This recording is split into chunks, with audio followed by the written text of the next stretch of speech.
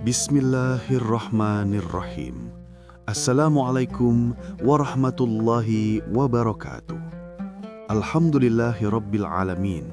Segala puji bagi Allah yang Maha Pemurah, Maha Penyayang, yang dengan kasih dan rahmat-Nya kita masih diberi kesempatan untuk bernapas, berfikir, dan beribadah hingga detik ini.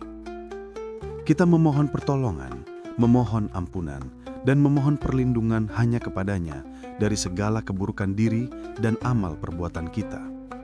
Barang siapa diberi petunjuk oleh Allah, maka tidak ada satupun yang dapat menyesatkannya. Dan barang siapa disesatkan olehnya, maka tidak ada satupun yang mampu memberi petunjuk kepadanya.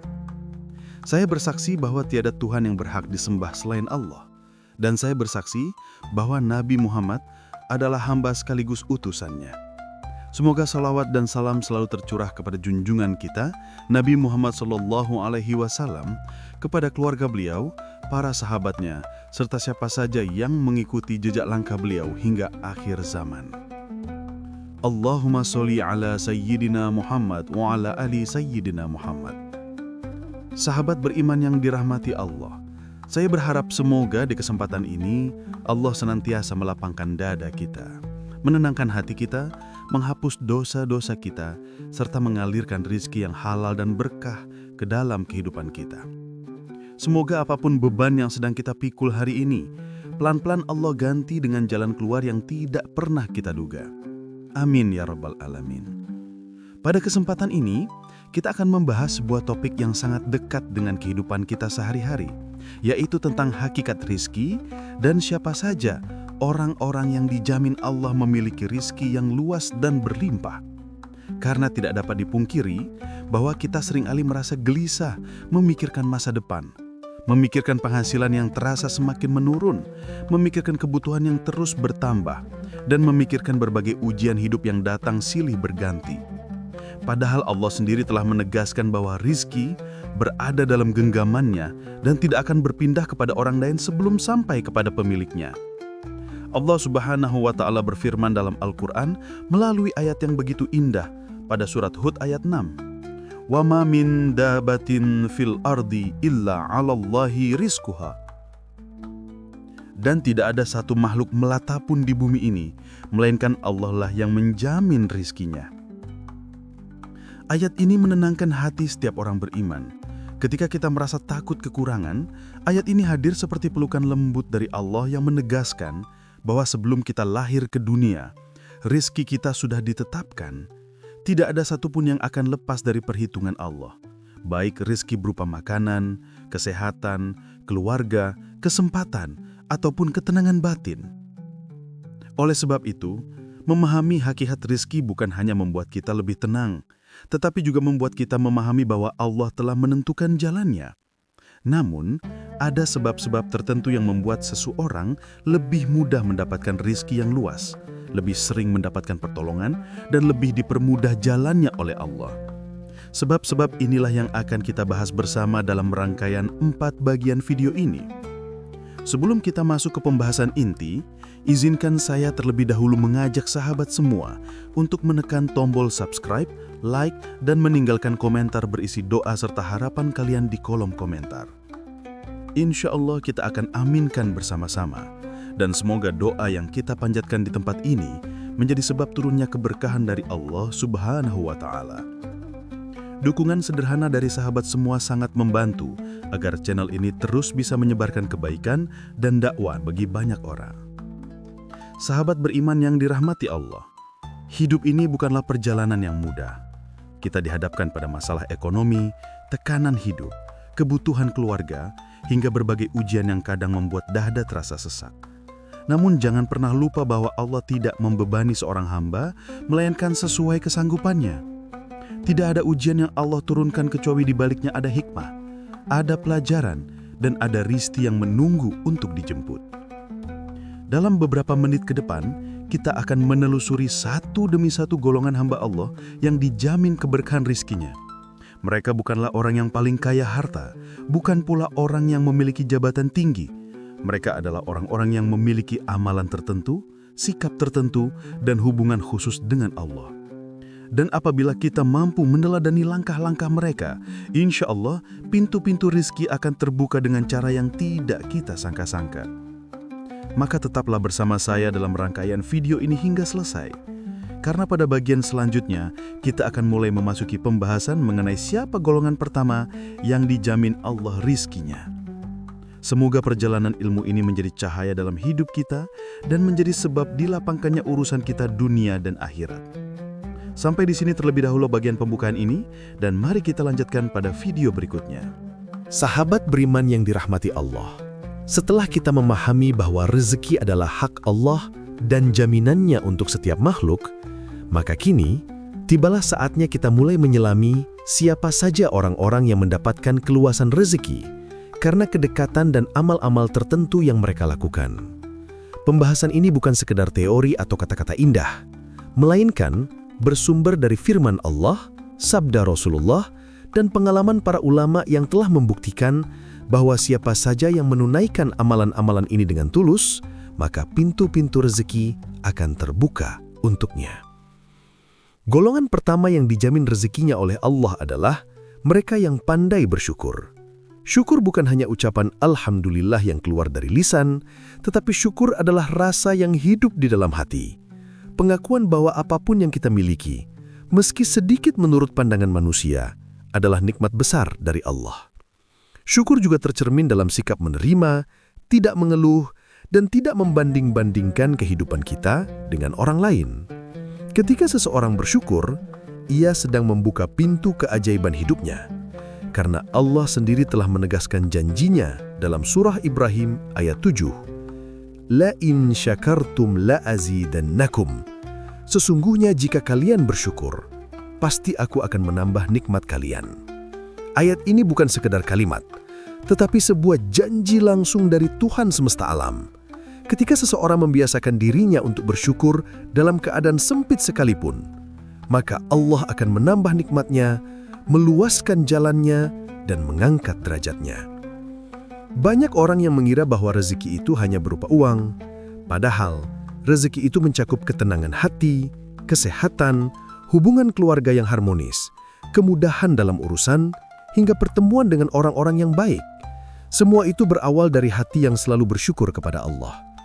Namun sahabat beriman yang dirahmati Allah, syukur yang benar bukan hanya diucapkan, tetapi dilakukan.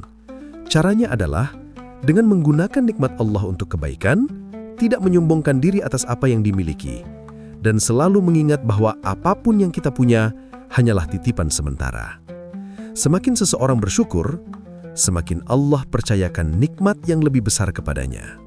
Dan itulah salah satu kunci rezeki yang pertama. Selanjutnya, golongan kedua yang dijamin rezekinya oleh Allah adalah mereka yang gemar bersedekah. Sedekah bukan hanya memberi sebagian harta kita kepada orang lain, tetapi sedekah adalah bukti bahwa kita percaya penuh kepada janji Allah.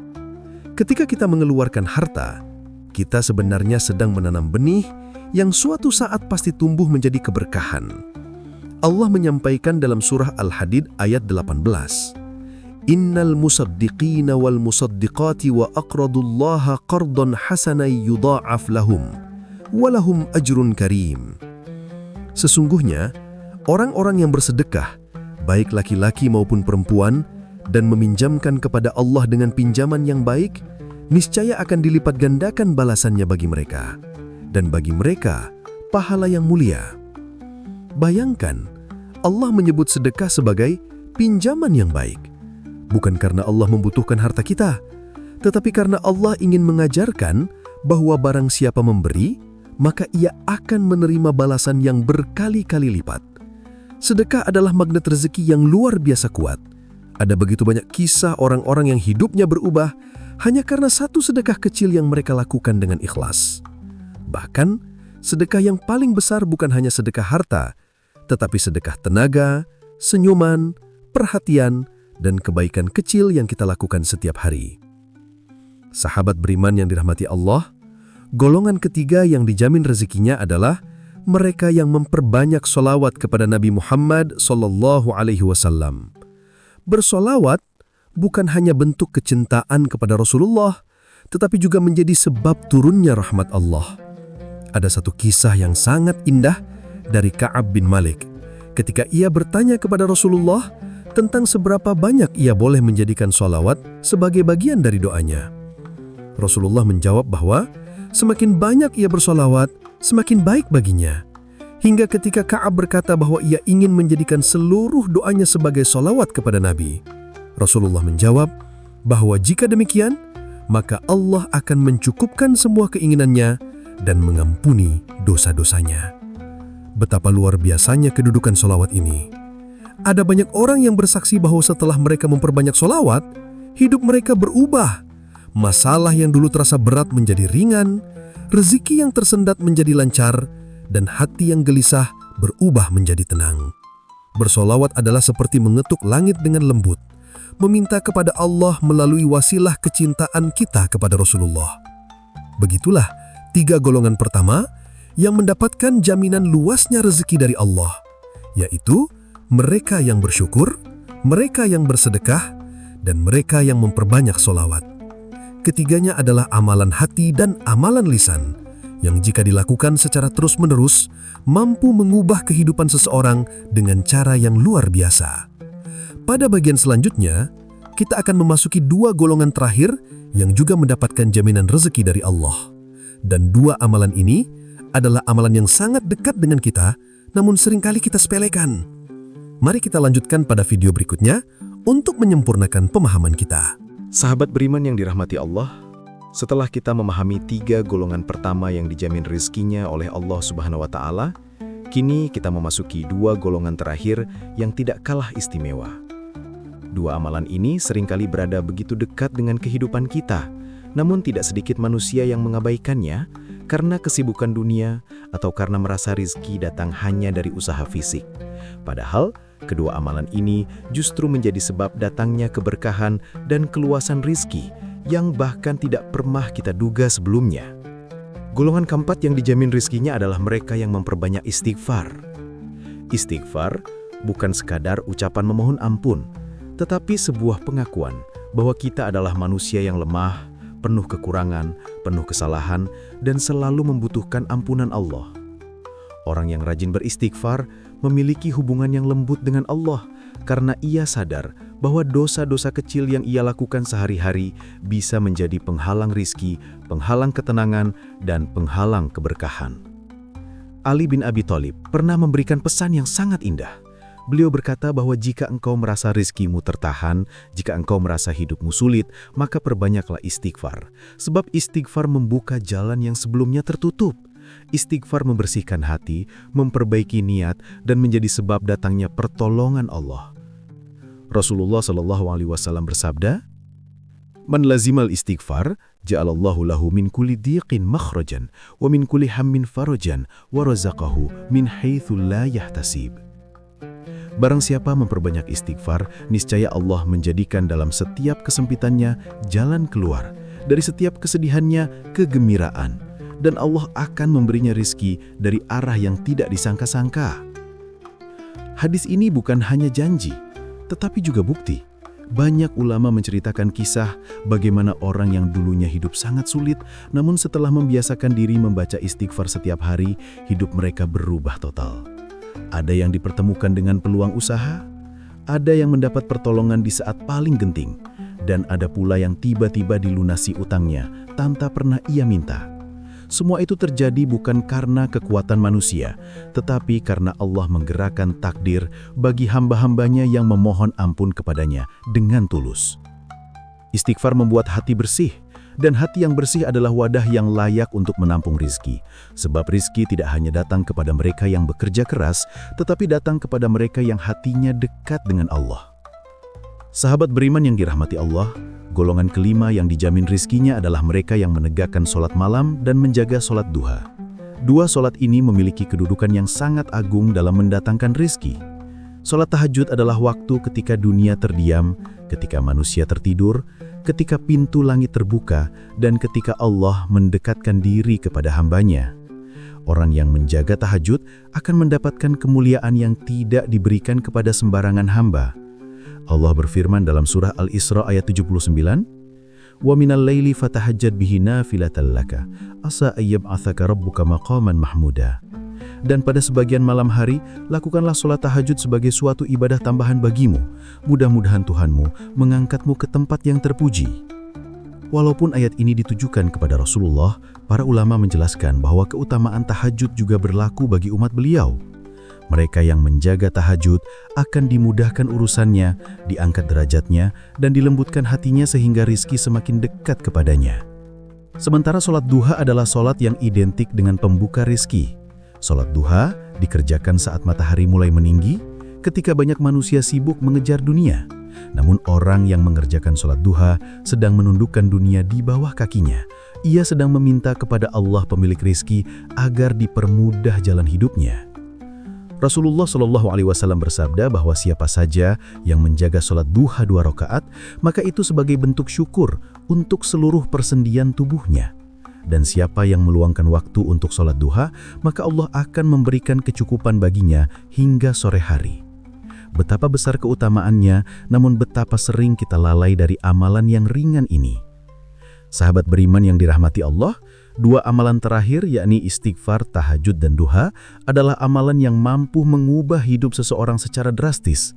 Jika seseorang menggabungkan ketiga amalan ini dengan syukur, sedekah, dan sholawat, maka ia telah menapaki jalan rizki yang tidak hanya luas, tetapi juga berkah dan menenteramkan. Hidup kita mungkin penuh tantangan hari ini, namun pintu-pintu langit selalu terbuka bagi siapa saja yang mau mendekat kepada Allah. Rizki itu bukan sekadar angka, tetapi kehadiran Allah dalam setiap langkah kita. Pada bagian selanjutnya, kita akan menutup pembahasan ini dengan kesimpulan yang menguatkan hati dan ajakan agar kita tetap berada di jalan Allah. Mari lanjut ke video berikutnya untuk menyempurnakan perjalanan ilmu ini. Alhamdulillah, kita telah sampai pada penghujung pembahasan yang insya Allah penuh manfaat dan membawa kita semakin dekat kepada Allah. Semoga apa yang telah kita renungkan bersama hari ini menjadi pengingat yang terus hidup dalam hati, menguatkan langkah kita, dan menjadi penerang setiap keputusan yang kita ambil. Karena pada akhirnya, perjalanan hidup ini hanyalah sebuah persinggahan sementara. Dan pada persinggahan inilah, kita dituntut untuk memilih apakah kita ingin keluar dari dunia ini dengan membawa cahaya amal, atau justru memikul beban dosa. Saudaraku yang dirahmati Allah, kita telah membahas betapa pentingnya menjaga hati, memperbaiki hubungan dengan Allah, dan menata kembali niat serta tujuan hidup. Kita telah memahami bahwa setiap manusia tentu pernah salah, pernah jatuh, dan pernah tersandung dalam berbagai bentuk kelalaian. Tetapi, bukan itu ukuran keberhargaan kita di mata Allah. Yang menjadi ukuran adalah bagaimana kita bangkit, bagaimana kita memperbaiki, dan bagaimana kita kembali kepadanya. Allah tidak meminta kita menjadi sempurna, mutakin, atau suci tanpa celah. Yang Allah inginkan hanyalah hati yang kembali, hati yang menyesal, hati yang rindu untuk dekat kepadanya. Allah berfirman dalam Al-Quran, Qul ya ibadiyalladzina asrafu ala anfusihim la taqnatu min rahmatillah innallaha yaghfirudz dzunuba jami'a innahu huwal ghafurur rahim. Artinya, katakanlah, wahai hamba-hambaku yang melampaui batas terhadap diri mereka sendiri, janganlah kalian berputus asa dari rahmat Allah. Sesungguhnya Allah mengampuni semua dosa. Sungguh, Dialah yang Maha Pengampun, Maha Penyayang. Surat Az-Zumar ayat 53. Ayat ini adalah pelukan terbesar dari langit. Ia turun untuk kita, untuk setiap manusia yang pernah jatuh. Allah tidak menutup pintu, bahkan ketika seluruh manusia menutupnya. Allah tidak menolak kita, bahkan ketika dunia berpaling. Selama kita masih bernafas, selama hati ini masih bisa menyesal, selama mata ini masih bisa menangis karena dosa, maka selama itu pula rahmat Allah lebih dekat dari urat leher kita sendiri. Namun saudara-saudaraku, memahami bahwa Allah Maha Pengampun bukan berarti kita boleh lengah atau merasa aman untuk terus mengulangi kesalahan. Kesadaran inilah yang membuat kita harus menutup setiap celah yang membawa kita kembali kepada keburukan. Kita harus memperkuat lingkungan kita, memperbaiki rutinitas, menambah ilmu agama, memperbanyak zikir, dan memperbanyak sujud. Karena hati yang terus diisi dengan cahaya akan semakin sulit ditembus kegelapan. Ingatlah bahwa hidup hanya sekali. Kita tidak tahu kapan langkah terakhir akan kita tempuh. Karenanya, mari kita jadikan setiap hari sebagai perjalanan pulang kepada Allah. Jadikan setiap ucapan sebagai amal. Jadikan setiap detik sebagai kesempatan. Jadikan setiap kesalahan sebagai pintu taubat. Dan jadikan setiap cobaan sebagai penghapus dosa-dosa kecil kita. Saudaraku yang dirahmati Allah, sebelum kita menutup perjumpaan ini, izinkan saya mengajak diri saya pribadi dan seluruh pemirsa untuk kembali memperbaiki hubungan dengan Al-Quran. Karena Al-Quran bukan hanya bacaan, tetapi obat, pendamping, dan cahaya. Jika kita membacanya setiap hari walau hanya beberapa ayat, niscaya hati kita tidak akan pernah benar-benar gelap. Allah akan menjaga kita, bahkan ketika kita tidak mampu menjaga diri kita sendiri. Dan jika hari ini Anda merasakan dorongan kuat untuk berubah, jangan tunda. Jangan berkata besok. Jangan tunggu keadaan sempurna, karena kesempurnaan takkan pernah datang. Mulailah dengan langkah kecil. Perbaiki sholat, perbanyak istighfar, jauhi dosa-dosa yang kita mampu tinggalkan, dan minta kepada Allah agar diberikan kekuatan untuk meninggalkan sisanya. Setiap perubahan besar selalu dimulai dari keberanian mengambil satu langkah kecil. Sebelum kita berpisah, saya ingin mengajak seluruh sahabat untuk terus mengikuti perjalanan ilmu kita berikutnya. Insya Allah, di video selanjutnya kita akan membahas tema yang tidak kalah penting dan sangat relevan untuk kehidupan kita sehari-hari. Jadi, pastikan Anda menonton video-video berikutnya agar semakin banyak ilmu yang bisa kita ambil dan amalkan bersama. Terima kasih sudah mengikuti pembahasan ini sampai akhir. Semoga Allah merahmati setiap langkah Anda, melindungi keluarga Anda, dan memudahkan seluruh urusan Anda. Sampai jumpa di video berikutnya, insya Allah.